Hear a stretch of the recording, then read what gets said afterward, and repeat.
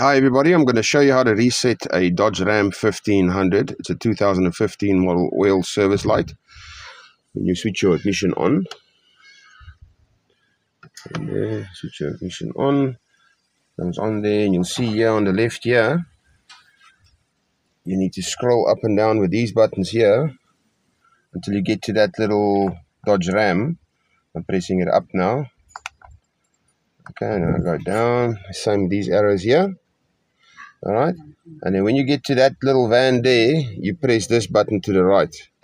You press it and you'll see there's your vehicle info. So you keep going until you see the oil condition light, oil temperature, oil life. Alright, once you get there, you press and hold this button here. Okay, press and hold it.